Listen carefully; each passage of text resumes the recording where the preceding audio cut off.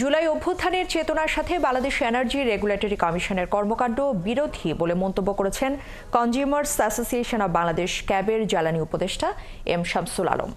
বিদ্যুৎ এবং জ্বালানি খাতে ফ্যাসিস্ট আমলে লুট হওয়া টাকার পরিমাণ প্রকাশেরও দাবি জানিয়েছেন তিনি। আরও জানাচ্ছেন নজরুল ইসলাম। রাজধানীর বিশ্ব সাহিত্য কেন্দ্রে কনজিউমার অ্যাসোসিয়েশন অব বাংলাদেশ ক্যাবের সংবাদ সম্মেলন।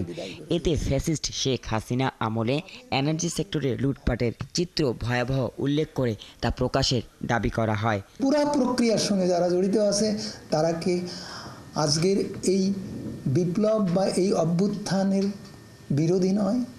তাদের আচরণ কি তাদের সঙ্গে সাংঘর্ষিক নয়? এইটা আগে প্রতিষ্ঠিত হওয়া দরকার। বিইআরসি পূর্বের ধারা বজায় রেখে দেশের ভোক্তার স্বার্থবিরোধী কাজ করছে বলে অভিযোগ করেন ক্যাব উপদেষ্টা।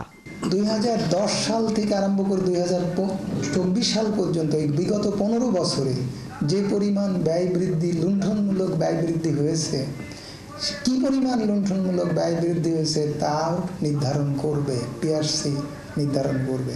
গ্যাসের মূল্যহার বৃদ্ধির চেষ্টা জনবান্ধব নয় বলে উল্লেখ করেন অধ্যাপক শামসুল আলম। যেভাবে গ্যাসের মূল্য বৃদ্ধি করে শিল্পের উপরে চাপ সৃষ্টি করা হয়েছে, মানে সরকারের মধ্যে কাজ করছে যে শিল্পের উৎপাদন ব্যয় বৃদ্ধি করা হবে, এটাই মনে হচ্ছে যে সরকার সেটাই চাচ্ছে। ট্রাইব্যুনাল গঠন করে জ্বালানি অপরাধীদের বিচারের আওতায় আনার দাবি জানানো হয় ক্যাবের সংবাদ সম্মেলন থেকে।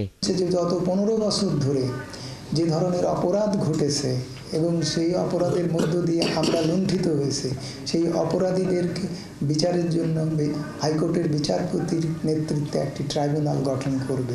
নজরুল ইসলাম, ৭১, ঢাকা।